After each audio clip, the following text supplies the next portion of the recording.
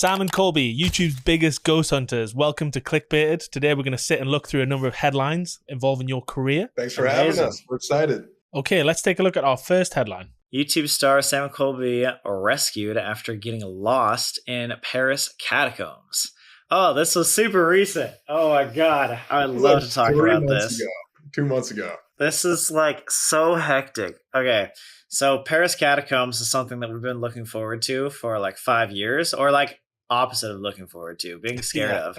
I literally like have denied wanting to do this video for like 4 or 5 years purely because my biggest fear in life is claustrophobia. And the Paris catacombs are 200 miles of underground tunnels in a labyrinth with no map of it. It's illegal to go down there. There's gangs that like fight people, and so many tour guides go down and leave American tourists or steal from American tourists and then just dip, and people like starve down there, they die down there, get lost. It's genuinely terrifying, not only to mention all the illegal scary side of it, but the fact that there are remains of 6 million dead bodies all around.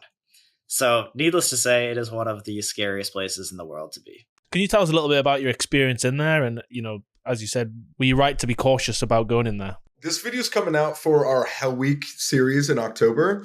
And we went with Drew Binsky, very big like travel influencer, and also our buddy Groovy Gavin, who is known as kind of like a monster hunter on YouTube. And they had, Groovy had been to the catacombs in the past, and so we thought he was like a perfect friend to bring along. And basically it was like one of the wildest entrances of a video that we've ever had. We started the video in broad daylight, morning, like right before lunchtime, and ran into a random busy street, found a pothole, manhole, lifted it up and crawled down while there was like 100 people on the sidewalk, all watching us do it. But our guide had told us that he's done this multiple times, and it was like a normal thing. Nobody's going to call the police. And so we trusted him, and it was one of the most physically taxing videos that we've ever experienced or been a part of. There was water that went up like as high as like our chests, and so we were completely soaked. We even had these like water waders like that you wear like fishing or whatever, to hopefully like prevent water coming down like into like our feet and stuff like that. And that didn't help because it got so high. And again, to Sam's point with the claustrophobia, there was multiple tiny holes you had to crawl through, and even like a part of a cave where you had to like army crawl half of like a football field's length to get to like one of these like bone rooms. And so again, not giving away like too much, we did run into somebody down there that wasn't part of our group. And yeah, I don't want to spoil what happens there, but it was a crazy experience. We have no idea where we were there. So we're fully trusting this one random guide. The guide that was down there said that the last time he had actually gone to the catacombs was like over 6 months ago. You have no cell phone service. Every single turn looks the same. And so we're like, hey guys, we're going to be down there for this amount of time. And if it exceeds this amount of time, we are going to like you guys should start to get worried. And if it exceeds this amount of time, we're going to send out this like predetermined like tweet to try to like help save us, because like we're going to be worried, and we know like a bunch of people in Paris probably know their way around the Paris catacombs. And then if it gets to like X amount of time, then we know we're like really screwed. Mm-hmm. And so we ended up like bringing enough food down there for like to be down there for 24 hours. We were planning originally to be down there way less, but yeah, it's all in the video. But we went in there, I think like 3 or 4 hours longer than we expected to be down there, right? Which was really, really terrifying, because that was at that threshold of like, please get help, because we don't know what we're doing. And again, we're not going to get like into everything about the video, but whatever we thought we were going to exit, there was no longer an exit. And so we had to like pivot down below where we had no map, we had no idea, and we were definitely on the verge of like really freaking out. What was it like for you, Sam, being claustrophobic? I myself equally feel that pain. So what was it like for you down there, and how did you manage to kind of stop yourself from freaking out? Or did you just freak out? Okay, the two worst things were, the first thing, the long army crawl for like, half a football field to a football field. It's a couple 100 feet. and that was terrifying because you were behind someone and then in front of somebody else, and you had to push your backpack ahead of yourself. And so literally, like if they stopped in front of you, you couldn't move, and you were just huddled up, army crawl position, like just waiting for someone to move. It was like serious, like cave diving videos, just like you see on TikTok. Oh, yeah. That was deeply unsettling because it's like, okay, if I wanted to get out, I couldn't, So then that was the very first thing you had to do to get deep into the catacombs. So that was rough. But I think my biggest fear is not like, I guess, super, super small spaces. It's small spaces that I feel like there's no exit to.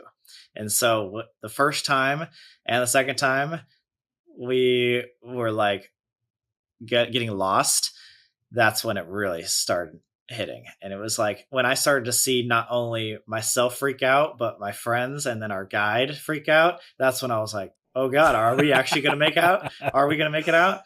And I'm so glad that that our friend didn't tell us this when we were down there. He waited till after, told us about a story of someone that he knew that was led down into the catacombs earlier and abandoned by his guide and stolen from. And so all he had was 10% phone battery life and then like a one bottle of water.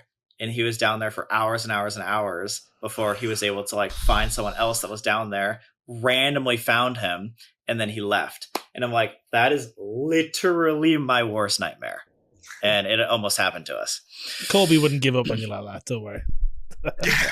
It wasn't a big deal. It wasn't a big deal for me. It's amazing. I can't wait to see that video because I like you. I think you probably do the same as you kind of scare yourself by watching videos on TikTok of people climbing through like 8-inch gaps and just think, wow, I'd never do that. And then there you were so doing terrifying. it. You were there with Drubinski, but he's not the only influencer that you guys collabed with. In fact, you guys collab with maybe more influencers than anyone else on YouTube. When you're getting people involved, do you have a kind of certain criteria? Is there certain people you might avoid because you think, oh, they're not really believing it? And what's it like working with influencers from your guys' perspective? That's a really, really good question. Yeah, we're very, very protective over what we've built and our audience. 1000%. If there's somebody that just doesn't fit the right vibe that we don't think we would get along with on camera, and or they just have like a different audience than ours that we don't think would be a right fit, then we really have to strongly consider like finding somebody else. There have been multiple, without like saying specific names, celebrities and social media people that we have turned down to be on the channel because of that same thing. Like just knowing our audience, knowing like our demographic, and realizing that like there's some people that could be cool to have on the channel just because of their name, but it's not going to be a natural fit. Like we really care about like how genuine we come across to the fans. Yeah, I mean, at the end of the day, like our channel is definitely about ghost hunting, but the reason why it's fun is because of the friend group. We ask ourselves a lot, if we wouldn't naturally go and like hang out with this person, if we wouldn't naturally become friends with this person, like with or without the YouTube video, do we really want them on the channel? Because if it doesn't come across as authentic and it comes across as like we're just having this celebrity on or whatever like that, just because of their name, like Colby said, then it's not going to come off good to our fans. And that's really what we care about. A lot of the times too, we'll just have like homies that like we've known either for 5+ years or like that we're friends from Kansas, like anything like that. Cause like at the end of the day, it's so much more fun to see a friend group that actually like cares about each other going through these experiences rather than just two people that were placed randomly together because of a mutual following. Is there anyone that you'd really love to have? Like, is there anyone you'd like to announce now that you're like, I'd really, really love to work with this person? It's a call out. Oh man, I mean, this is, if we're reaching for the moon here, it's like, absolutely, we're talking like perfect demographic matchup, and plus, like, I honestly think we get like along in person, but somebody like a Billie Eilish would be insane. Like, oh, yeah. I know that's reaching for the moon, but like same sort of fan base, same sort of like alternative vibe in a way. I think it would be a really cool matchup. Okay, Luke, bring up the next headline. Nice. Popular YouTubers Sam and Colby are arrested after trespassing for a video. And I Yep. believe this is actually the first Deserto article we ever wrote about you as well. Do you want to talk us through this scenario and what happened? So this was like the end of 2015, beginning of 2016. We realized that the Vine wasn't going to be a thing for much longer. So we started experimenting a bunch on YouTube. And basically fast forward a couple of months after a bunch of things like didn't go well, we were like, what is just our authentic passion? Like, what would we do off camera, on camera? Like, what are people going to like really enjoy seeing us do? Because we enjoy it.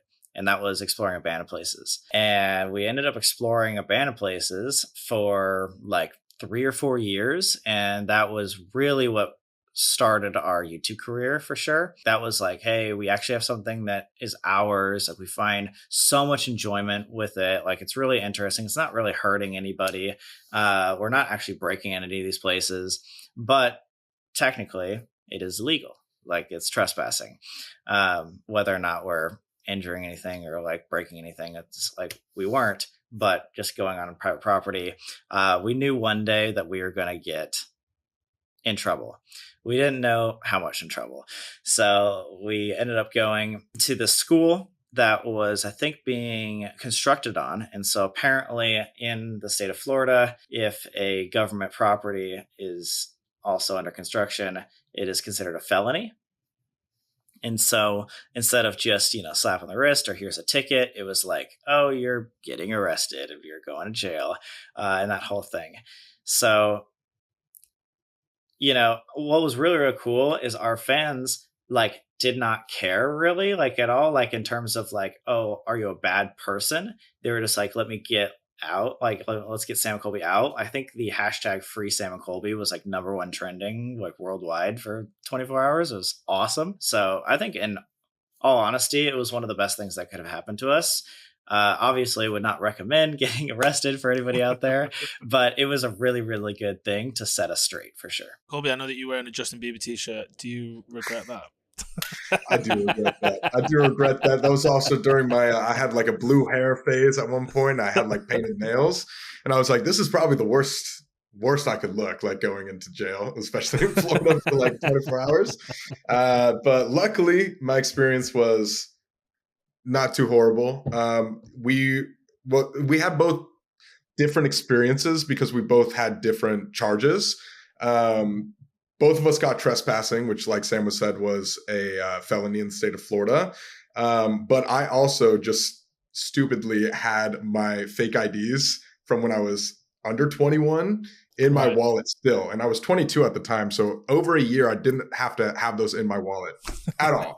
But I did. And what made it even worse is they were fake IDs of my name in the state of Florida. Oh, right. Oh, even worse. Yeah, that is worse. I got 3 felonies. And they were like, you can't leave as fast as Sam. So basically Sam was able to like bail himself out. But I wasn't, and I was in there for like 24 hours. And all I remember is leaving the jail and the deputy saying like, are you Mr. Brock? And I was like, yeah. He was just like, we've had thousands of little girls call this jail to try to bail you out. And when I left, there was even like a group of fans waiting for me at the front. I got my phone, had like a million missed calls. Sam had like, I immediately called Sam, like one of the fans there like gave me a charger. And Sam was like, we've been worldwide trending. Like it was a huge moment. Like the hashtag free Sam and Colby was so viral that like, again, not recommending getting arrested, obviously, but it was such a big moment that like it took our videos from a number perspective, just so you guys know, we were getting like 800K, 700K per like abandoned video.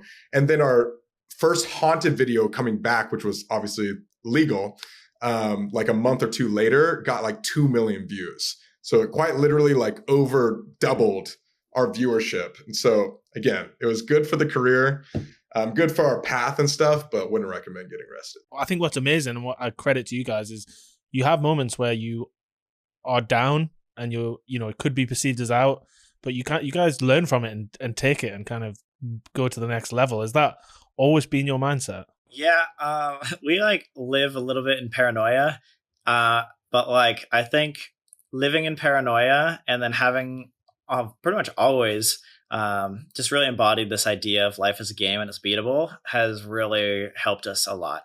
It's like when we are down, it isn't like, oh, let's go retire. It's like, oh, this is just the next challenge. Let's figure out a way around it. Or, oh, I know Vine's about to die. Or, oh, I know we can't do abandoned exploration anymore. Or, oh, like, we can't travel because it's the pandemic or something like that. Like, how do we keep switching content and like, pushing things around so that like we can,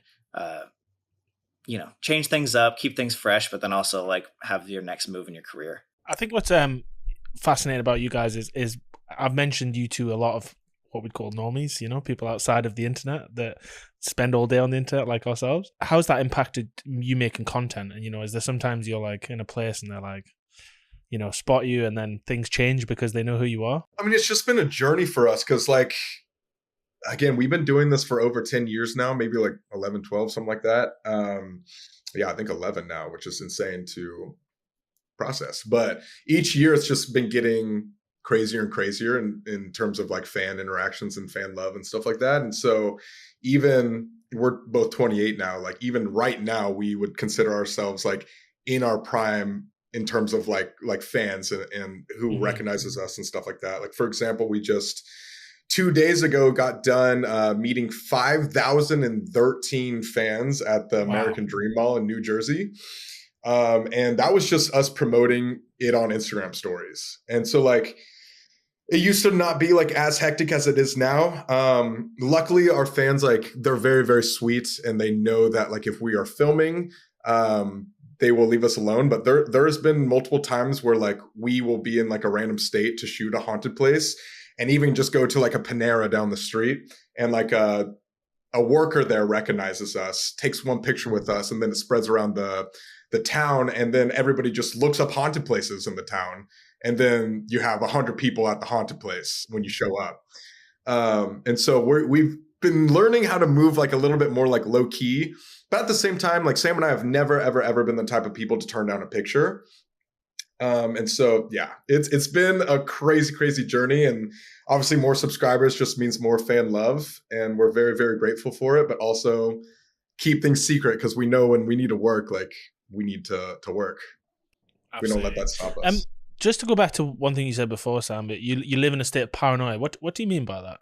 So pretty much ever since we started, it was like, at least for me, Kobe's a little bit more optimistic than me, which I think is like really good balance between the two. But I live in this state of like, okay, like if we don't make the next move, we're going to fall off. Like if we don't like beat everybody to the next platform, we're going to fall off. Like what's the next move always? And if we're staying stagnant, that means we're failing. Like it's pretty much either always improving or like shit's about to hit the fan. And so it's a little bit pessimistic, I would say, but that has always kept us on the edge of like change and innovation, which I think has led to a lot of success in the past. So it's like, okay, you have a good thing going, don't just settle. You have a good thing going, okay, now build on top of that. Oh, you have this area. Well, if that's your only source of, change and content or whatever, create something new. Okay. And then once you have two, create another one. So you have 3 prongs of content, 3 prongs of, income and things like that, making sure that you're always going to be safe if one of those dies out. Because I think we learned that from Vine, like don't have all of your eggs in one basket, diversify of that because Vine might die, or like maybe one day people just really don't want to watch XYZ style content, like 6-second videos. How can we make sure that we have short form on one side, medium form, and then also an hour and a half long stuff, So we're innovating and trying to always like make sure that, we're good no matter what. And this paranoia has led to most of that just constant. We need to improve. We need to change. We need to be on the cusp of whatever's new. Does that ever cause tension between you guys? No, because I think we both need each other when we have those thoughts. Like, there's been multiple times, like Sam was saying, where like it does get very overwhelming and we kind of sit back and we think like, could this potentially be the end? And I think like, because we are a duo, when I can tell Sam's like in those certain types of moods, like I'll be there to pick him up, and then vice versa. And so obviously we've been friends for over a decade. Is there tension sometimes? Of course. Do we argue? Yes, but we're also like very, very well, like we're good at like handling arguments to where we'll just say what's on our mind, and we've learned how to communicate like a married couple, to where like if there's an issue, we just put it out on the table, talk about it, and then move on. When it comes to ghost hunting, when it comes to all these different ideas, you guys have done so many different ones. One of the first things I wanted to talk about when it comes to your ghost hunting content is that you guys actually create content in a very different way to most people. So we both know Mr. Beast, right? And the whole Mr. Beastification of content that people throw around, which over the years, as you can see, has changed. But with you guys, you upload consistently extremely long videos. It's not super fast paced when you start. You often sit down and kind of talk to the audience and get their buy-in on it. Is that an intentional thing that you guys do? Do you intentionally make the videos longer, or do you feel like it's just that's the amount of content you have? It's interesting that you bring up Mr. Beastification specifically, because I feel like that was just a giant movement for everybody on the platform. Like Mr. Beast came along, started making super TikTok style like videos, fast serotonin hits like every 2 seconds, and everybody went and followed the leader basically. And I think Sam and I could see that. And we knew that if we just stayed true to ourselves while also like implementing some of the Mr. Beastification, but through longer videos, that we would be different. And because we've been doing this for over a decade, the people that we have seen who have been the longest lasting and the biggest, that never like fizzle out, are the people that like innovate something new and are just like authentically themselves. And so, yeah, for like our intros and for the first 10 minutes of our videos, it is kind of like a Mr. Beast video where we're just like, we're here, we're doing this, let's get inside, let's go. But then we have really also learned to like pull back and be ourselves, because that's what makes us Sam and Colby, and not like some crazy, like everybody trying to like copy this Mr. Beast format. Like you don't know people if you cut too quickly. Like if you're just trying to get to the action, you don't actually know who the person talking is, So if you spend a full hour, maybe sometimes an hour and a half with me and Colby, you feel like you really get to know us, and you can really judge, do I like them? Do I like their content? Or do I like both? And I think it gives like the viewer a really, really good opportunity to like understand us as humans, as opposed to just these random creators on a screen doing said action. And then also to Colby's point, it's also just way easier to stand out. Like imagine if you had like 10 million other videos that are all uploaded that are between 8 and 12 minutes, but you have like 6 videos that are an hour and a half long that same day that are an hour and a half long. You have way less competition. Thus, it's so much easier if you can just make the best content out of those 6 videos to literally have that entire audience of anybody that wants longer form content.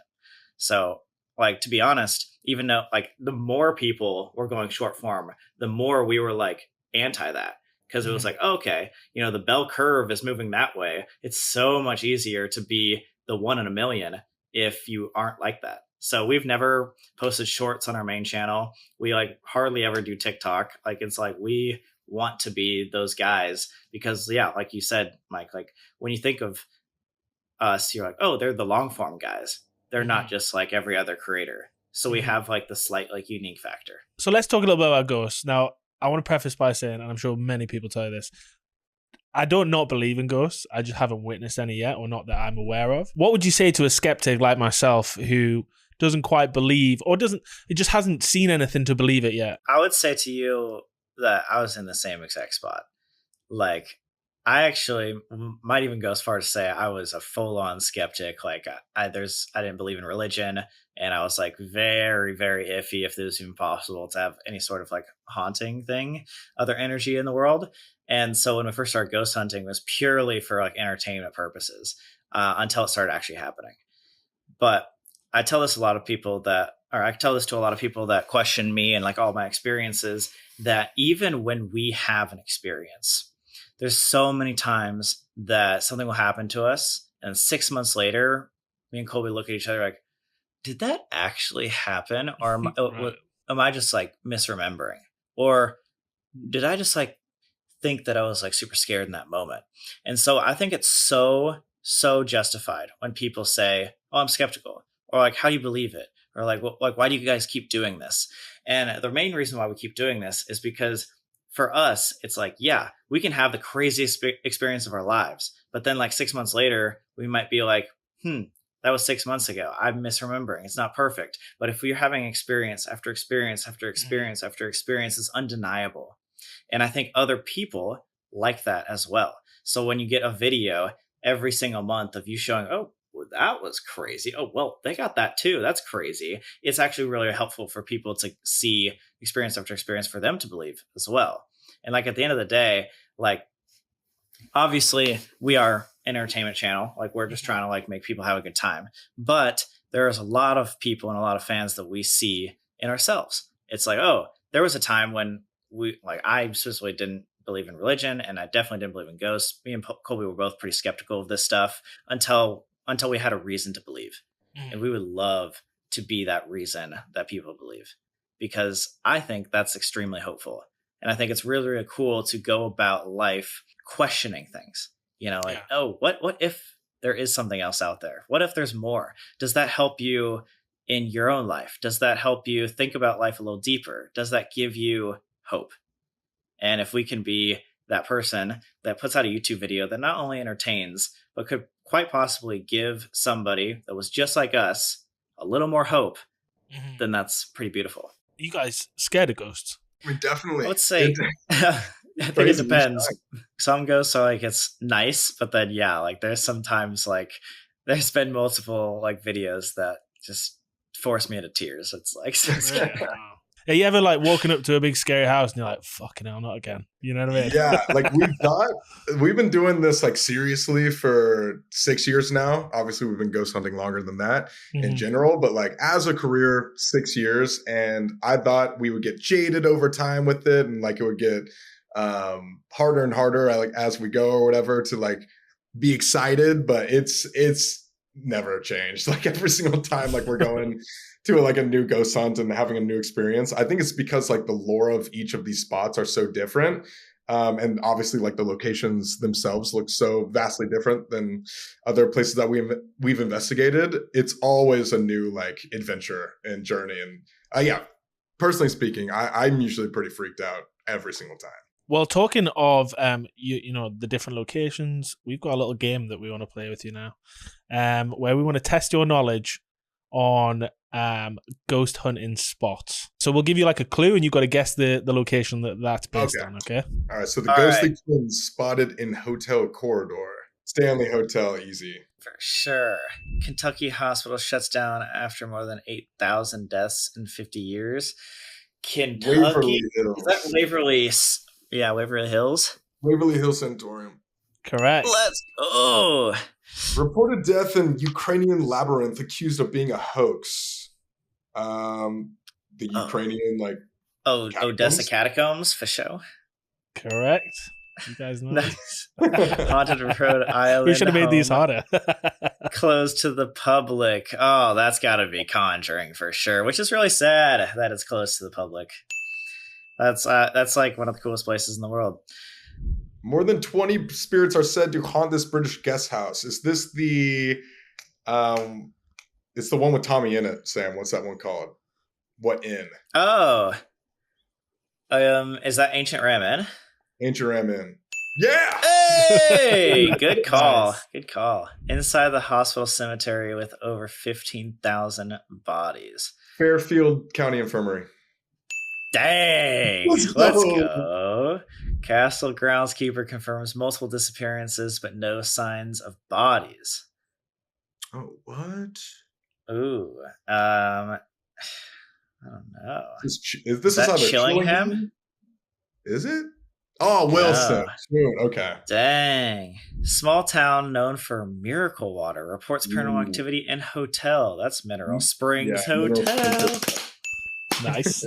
Shadowy figure reported haunting 16th century British home.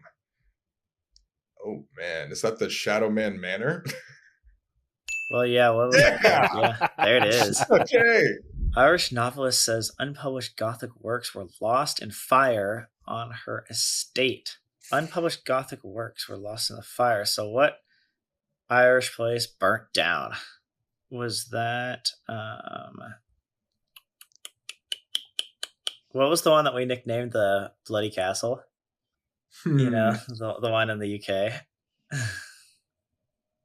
I have no idea what that one's called, but I know what you're talking about.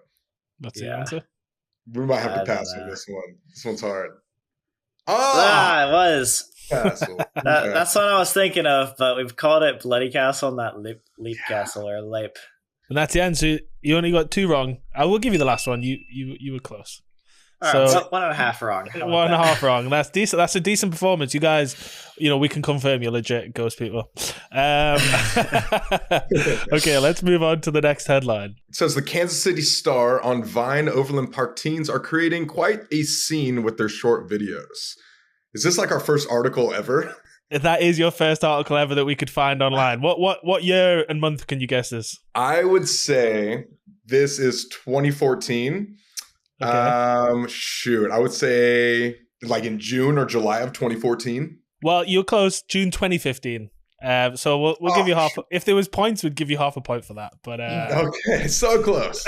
So close. Do you remember when this article came out, and what were your reactions when it did? Because it paints you as pretty big superstars, even back in the Vine days. I do remember this. I mean, we are from Overland Park, Kansas, and so the Kansas City Star is a massive thing around. Everyone always talked about it, especially back in the day when newspapers were still a thing. So it was really exciting to be part of this Kansas City Star. I think I still have this copy of the newspaper in my closet from when it first came out. Oh, so you actually had a physical copy as well? Yeah.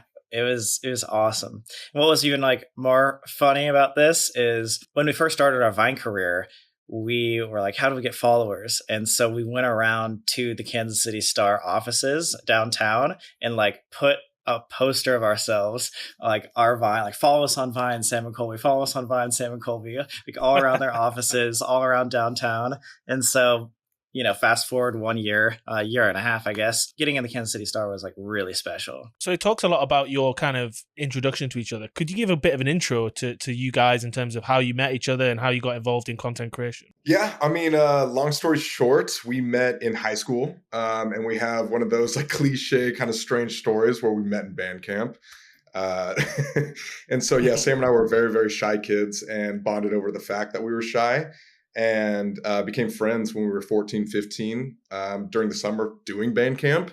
And after we became confident, learning that both Sam and I couldn't talk to anybody. But once we like bonded over that fact, we really did become best friends. And we decided like, hey, like, we only live once. And our 15-year-old minds were like, why not get famous? Let's try to get like social media followers, and we set out to do that at like 15, 16 years old. So starting out with Vine then, you guys were pretty popular, as this article kind of talks about. What was your kind of style on Vine? You did it was less paranormal. It was more pranky and jokey, right? Yeah, it was a lot of public disturbance and a lot of like, challenge based type of stuff and just funny things that we thought would be interesting pranks. So when we first met, like our friendship, we bonded over the fact that like because we were so shy, like we found a really good kick out of like challenging each other to do crazy stuff. Like hey Colby, run up to that person and say this, or hey Sam, go jump on that table. And then so when we were thinking about like go jump on that table in the middle of like a food court or something, and so when we were thinking about what to do on Vine, we're just like, let's just do all the challenges and all the crazy public stunts that we would be doing pretty much anyway. And then soon we realized that this is not really the career path that we wanted. And we slowly started changing over, and we're like, okay, like instead of pranks and public disturbance, like how can we become, kind of the way that we are now. Yeah, and to second that a little bit, I don't think a lot of people know this about like our story and how we started, but I was a personal YouTube fan already in high school when I was 15, 16. Sam really wasn't. And I remember telling him one day, again, after we gained confidence and stuff like that, where I was just like, hey, I'm watching these certain people online. why can't we be like them? Like we learned how to be confident and like talk to people like in our school and at like our local like mall and stuff, but why can't we take this a next step further and become like these people that I'm watching online? And that's really what like motivated us to start the journey. And yeah, it was a lot of people think that we were just like making random videos and then one popped off one day, luckily. But it was all planned from the beginning. Like we had a whiteboard out on our wall where we were like, had 0 followers, but we knew like an exact like roadmap plan of how much we wanted to post and who we wanted to collab with eventually.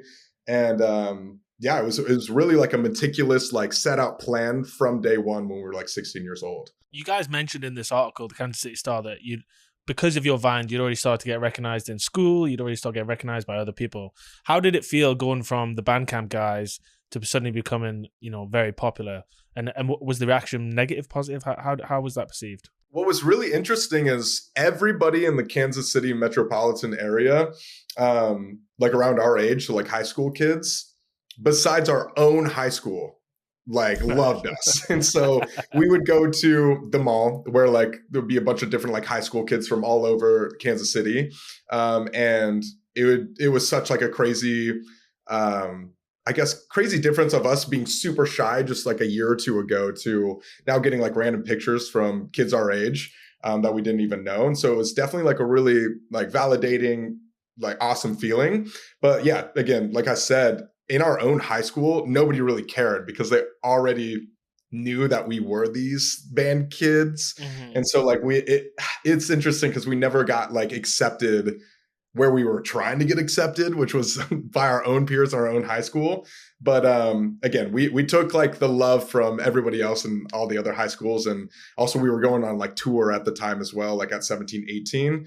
So we knew we were doing something right. And we used that as motivation to continue our careers. Well, I guess because, if you think back when you guys started out, even when Deserter was first starting out, it was still pretty uncool to be a YouTuber or to create content. Now I've got a 7-year-old little girl and she pretends to make YouTube videos into my phone. And it's like, I've not taught her any of that. That's just purely from stuff she's learned from being online and being around her friends and stuff. So have you seen that as well, that the perception of content creation has changed massively over the years? 1,000,000%. Like it's crazy. To your exact point, like in high school, it was not cool at all. It was actually very weird to do that. So us like taking selfies and posting it on Instagram was not a cool thing to do. Like people were laughing at us in the hallways.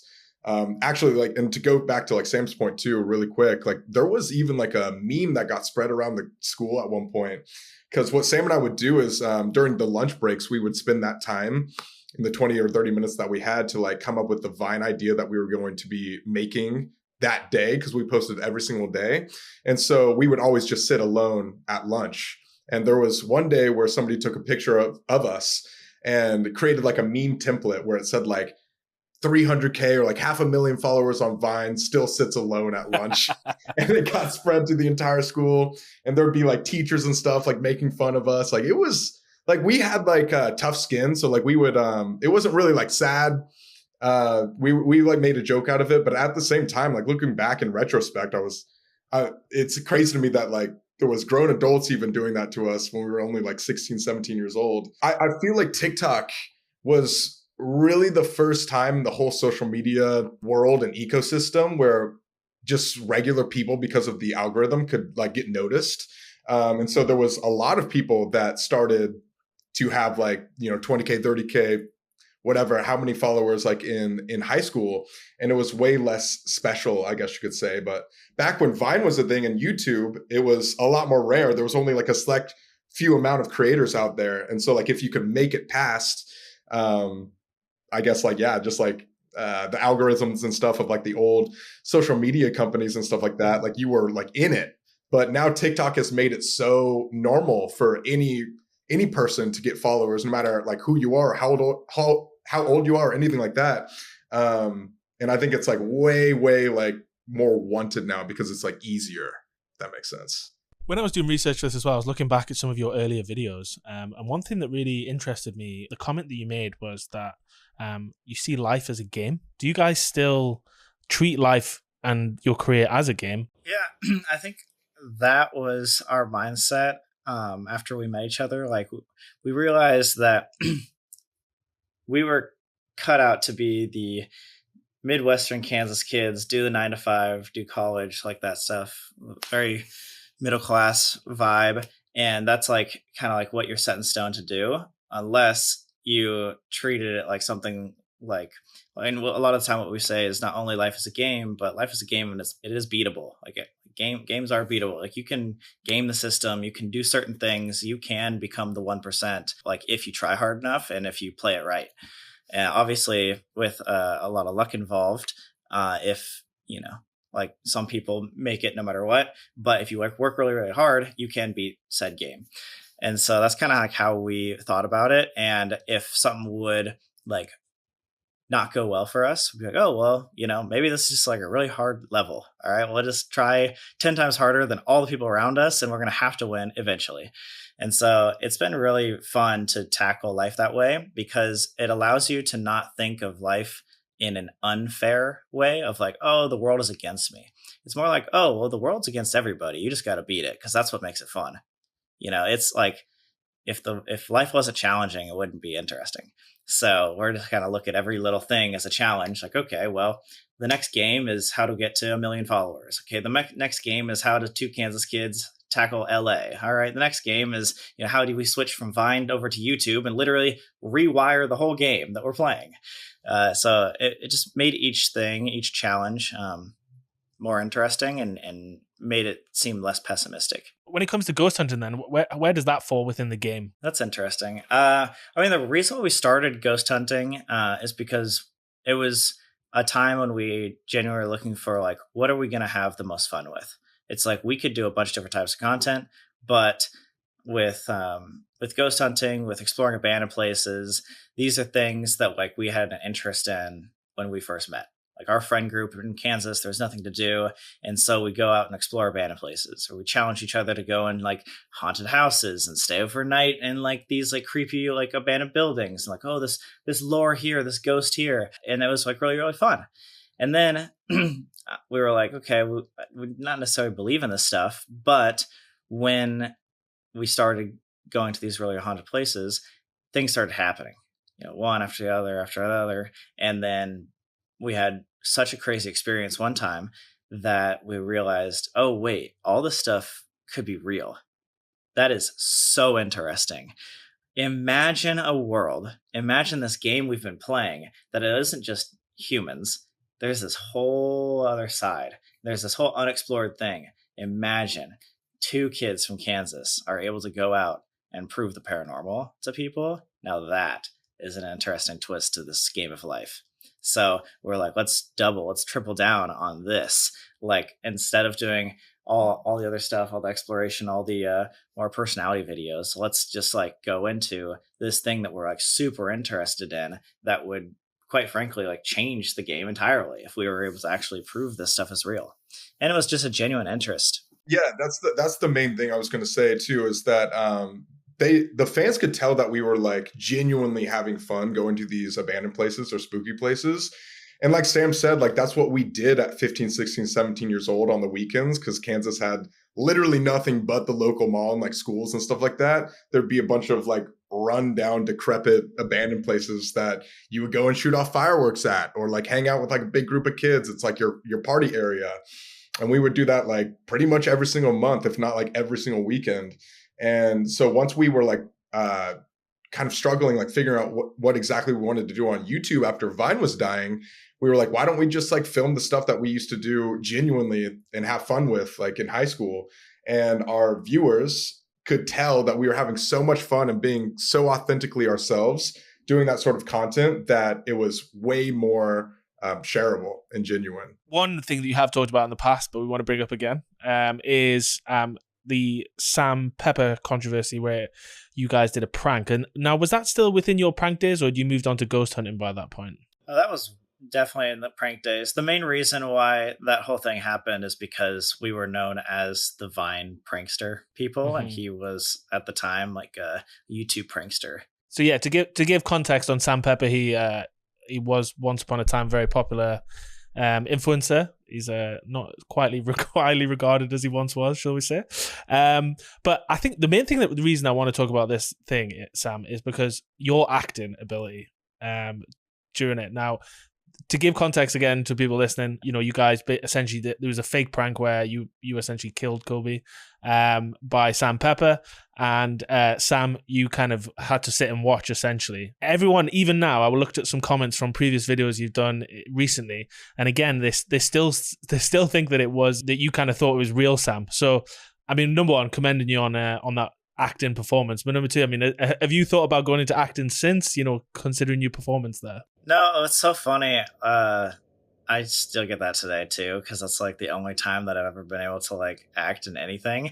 Like we actually, after that, we were like, hey, maybe we can like do movies or something. We tried acting classes for like, a couple months, or maybe even just like a month or so. And literally, my acting coach looked me in the eye and was like, yeah, some people need to be an audience, like it literally was rough. I don't know. It was funny. Colby says the same thing. He's like, dude, what did you just like strike magic in a bottle, or did like God just give you like one day of good acting because we needed this thing? But it's funny. We have a lot of like skits and things that we've been a part of since then. And a lot of our fans just roast us for how bad we are acting since. But I think it was really, really cool that maybe it was because it was so near and dear to my heart that like I could get myself to envision that, Colby in the prank was dead in front of me. And so like me being able to envision something so personal to me, maybe that was like the only reason why I could act like that. Well, and also like, just to add on to that, like going back to when we knew Vine was dying, like, this, I remember, was something that we were like, this is our big break. Like, I'm not sure how many subscribers we had, but it was somewhere between like 100 to like 300K back in the day. And we actually met Sam Pepper by just like walking around in like a public, I think it was like in Santa Monica or something like that. We saw him. And because I was a YouTube kid, like naturally, I was just like, that's Sam Pepper. Like, he's a huge prankster guy, and that's the content that we make. And so we actually went up to him in public and introduced ourselves and said, hey, like, we just like moved out here. This is what we do. Showed him some of our videos. He was actually a super nice guy. Took down his number. And then I remember getting on a call with him like that same week and just all brainstorming, like, what can we do to break the internet? Like, what can we do that is so crazy and is on the line of like insanity that like will get everybody talking about it? And Sam and I, like, off the call, were just like, this, like, Vine is dying. Like, this is our moment. We have to like go like big and beyond. Like, and so we just knew that this was our chance. This was our moment. I think Sam was just able to like harness all of that energy and like just do a top tier 10 out of 10 performance. And it worked. Like, it got on all news stations around like the entire US. And obviously now in retrospect, like, are we proud of that video? Not at all. But like, do we regret it? At the same time, no, because it got us, I think, 100 or 200K more subscribers almost instantly because of how much press that it got. And Sam and I didn't really get like a lot of the flack for it because it wasn't even on our channel. And so like, we just got the followers. We were involved with something crazy viral. And then we were kind of able to just like take that momentum for our own careers and not have to deal with like backlash, which is bad to say, but that's how it happened. But like, I think what it did was it taught us like a lot about like the public appearance and like how much that does like affect people. Because after that, we were like, all right, we can never do this stuff again. Like, we never want to do this. We want to get away from pranks. We want to get away from this persona, because we saw what happened to Sam Pepper and his career ended. And we're like, luckily, like, we didn't catch the flack. But if that was, then we'd be moving back to Kansas. So although it was like really, really good for our social media, I think it was really, really good for our mindset as well, to be like, okay, this obviously was viral, but we did what we wanted to do with the prank side of things. If we want a long career, we need to stop pissing people off, and we need to start being the people that we actually want to be for like the long career. To end this, what's a headline that you'd like to see in the future when you come back on the show? I mean, hopefully something about the videos that we have coming out for Hell Week, but we can't give away anything that we did. Let's just say that our finale of Hell Week is absolutely insane, and we were the first to investigate a very, very popular spot. And I would hope that it makes a big enough wave to where you guys hear about it. Sam and Colby, thanks for taking the time to do Clickbaited. Make sure you like and subscribe. That was good. Awesome. Amazing.